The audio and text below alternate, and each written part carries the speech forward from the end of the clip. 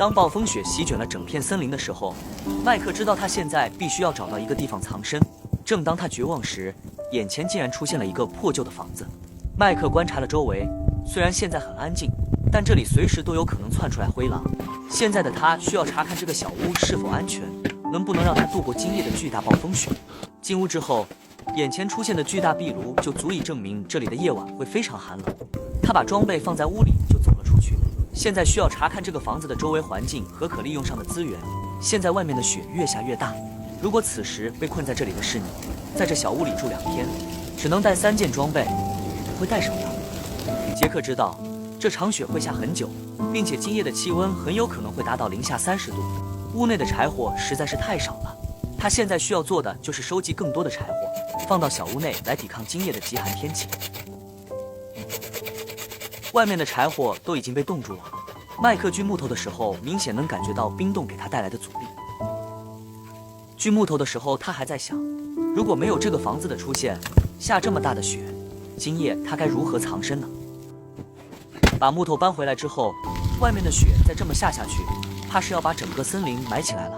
麦克加快了锯木头的速度，他内心其实非常喜欢这样的天气，外面狂风暴雪，而他却在野外躲在一个温暖的小房间里面。他认为这样非常舒服，并且有安全感。我想知道，真的会有人喜欢这样的感觉吗？当屋内的温度正在上升的时候，麦克也要先准备晚餐了。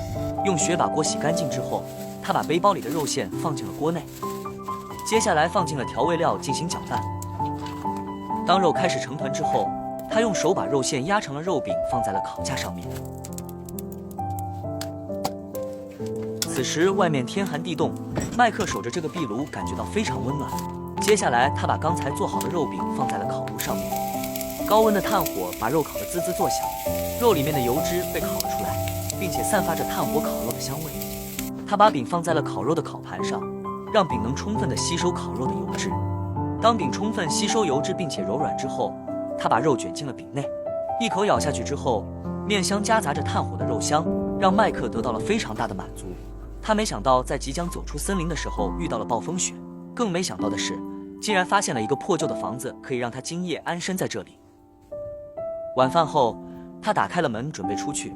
刚才他好像听到了鹿的叫声，如果今夜能捕获猎物，那他就不用担心明天的食物了。但是外面的风雪实在是太大了，很容易迷失方向。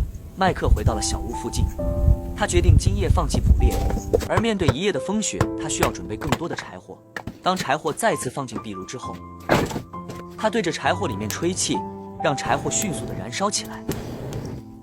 接下来麦克拿出了睡袋，准备守在壁炉旁边休息了。虽然壁炉没有让小屋完全温暖，但靠近壁炉的地方，空气被烘得暖融融的。